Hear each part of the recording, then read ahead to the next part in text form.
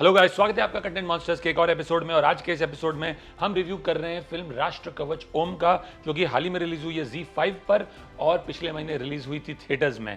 इस मिशन को एक ही योद्धा पूरा कर सकता है, उसका नाम है ओम।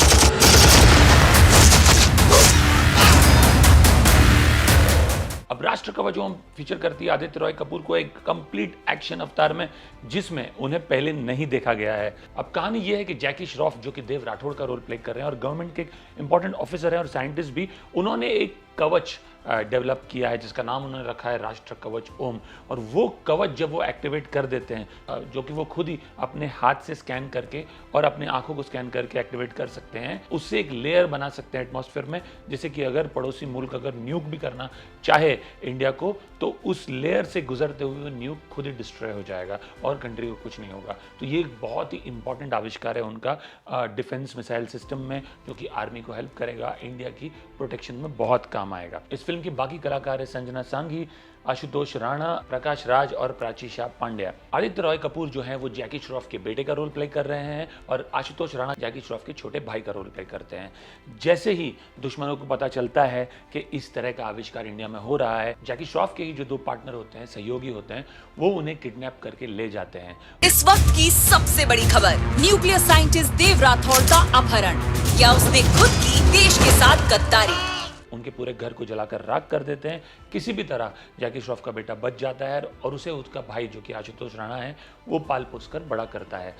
इसी बीच आशुतोष राणा के घर पे भी अटैक होता है और उस अटैक के दौरान आशुतोष राणा अपना बेटा खो बैठता है। वो और उनकी पत्नी ऋषि, जिसका रोल आदित्य रॉय कपूर प्ले कर रहे हैं, उसे गोद ले लेते हैं, उसे अपना लेते हैं, चूंकि वो उन्हीं के भाई का बेटा है, और किसी भी तरह अपनी ज़िंदगी बसर करते हैं। बट आशुतोष राणा के कैरेक्टर को हमेशा ये एहसास रहता है कि उसे वो रक्षा कवच ओम वापस लेके आना है दुश्मनों के हाथों। जैकी श्रॉफ के किरदार को जब अगवा कर लिया जाता है, तो एक थ्योरी ये भी है कि वो एक ट्रेटर है और उन्होंने दुश्मनों के हाथों अपनी टेक्नोलॉजी को बेच दिया है, और ये सारा स्वांग जो रचा गया है उन्हें किडनैप करने का, उन्होंने खुद ही रचा है।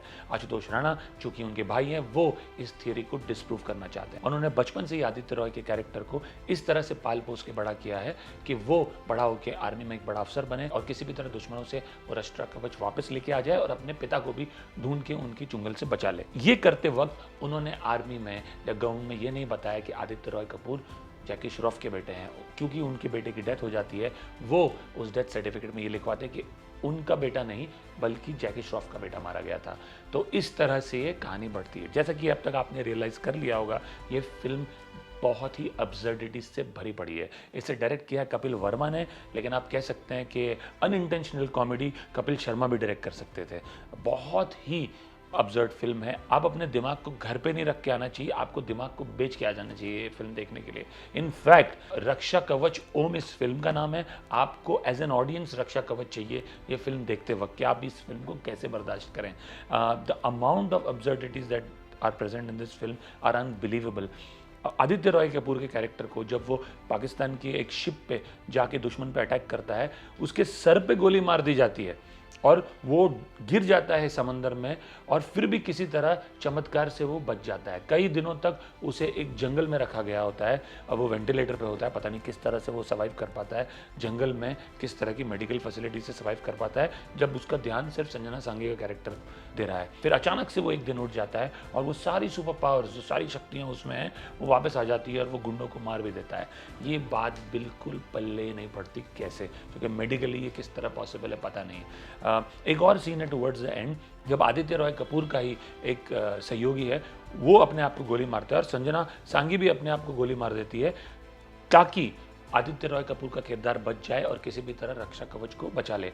बट संजना सांघी का जो किरदार है, वो जब अपने आप को गोली मारती है, 2 मिनट में आदित्य रॉय कपूर उसे उठाते हैं और वो बिल्कुल आराम से उठ के ठीक हो जाती है। समझ ही नहीं आता गोली उनको यहाँ पे कंधे में या छाती में लगी भी या नहीं लगी। ये किस तरह के सुपर पावर्स ये सारे आर्मी वाले पोजेस करते हैं, बिल्कुल समझ के बाहर है। तीसरी बात, ये कैसा कवच है जो कि एटमॉस्फेयर में एक पूरी शील्ड बना देता है, जिसके पार होते ही न्यूक पूरी तरह से डिस्ट्रॉय हो जाता है, ये भी समझ के बाहर है।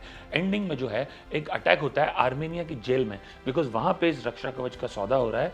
आर्मेनिया, ये 3 लोग पहुँच जाते हैं इंडियन आर्मी से, आर्मेनिया की जेल में जाके अकेले आदित्य रॉय कपूर दुश्मनों को ध्वंस कर देते हैं, सभी को मार देते हैं अकेले। हेलीकॉप्टर क्रैश हो जाते हैं और गोली खाते हुए भी वो बच के वापस आ जाते हैं। तो अगेन कंप्लीटली इम्प्लॉजिबल सीक्वेंस समझ के पूरी तरह से बाहर है। तो ये तो है अब्सर्डिटी कहानी की और सीक्वेंसेस की। अब आते हैं परफॉर्मेंसेस पे। परफॉर्मेंसेस भी कोई खास नहीं है। Ashutosh Rana is sleep walking through his role. वो जनरली अच्छे एक्टर हैं, इसलिए समहाउ आप उनको बर्दाश्त कर सकते हैं। The role that Prakash Raj plays in this film, ऐसे रोल वो टाइम इमेमोरियल से प्ले कर रहे हैं। I seriously think he needs to move on from this kind of similar trash roles that he's been doing for a long time. Sanjana Sanghi is just passing through the motions. जरा भी काम में दम नहीं। आदित्य रॉय कपूर के favour में मैं एक ही बात कहूँगा कि एटलीस्ट उन्होंने बॉडी अच्छी बनाई है। एक्शन अवतार जो उनका है पॉसिबली अच्छा है। He may want to look at action as a genre going forward because is done a good job in those action scenes which look real.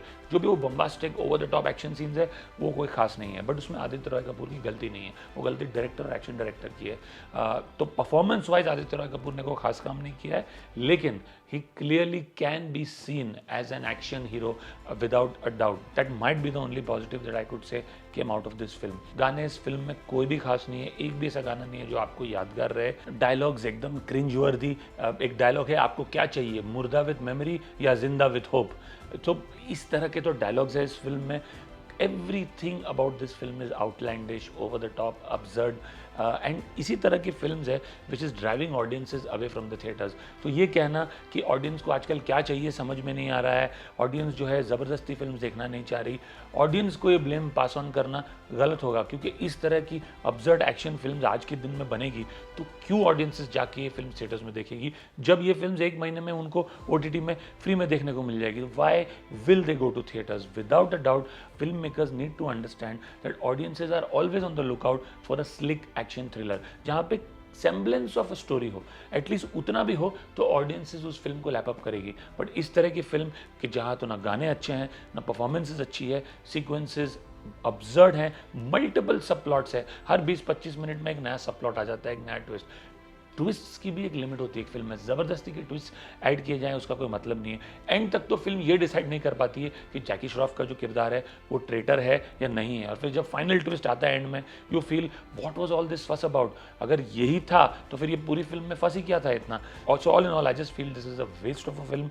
अगर इन्होंने कहानी पे ज़रा भी एम्फेसिस या फोकस दिया होता शायद इनके हाथों एक बेटर फिल्म बन जाती। जैसा मैंने कहा, आदित्य रॉय कपूर ने जो मेहनत की है बॉडी बनाने में और एक्शन सीन्स में वो कम्प्लीटली ज़ाया जाती है बिकॉज इतनी पुअर स्टोरी और स्क्रीन प्ले इस फिल्म का। मेरी रेटिंग इस फिल्म के लिए होगी 3/10। अगर आपने ये फिल्म देखी है तो ज़रूर बताइए आप हमारे रिव्यू से सहमत हैं या नहीं। आपके कमेंट सुनने के लिए हम बेताब होंगे। नीचे कमेंट सेक्शन में हमें ज़रूर बताइए आपको कैसा लगा। अगर आपको हमारा रिव्यू पसंद आया तो ज़रूर इस चैनल को सब्सक्राइब कीजिए और हमारे वीडियो को शेयर कीजिए। ऐसे ढेर सारे रिव्यूज़ के साथ हम आते रहेंगे, जल्दी मिलेंगे हम वापस आपको। Thank you, see you soon.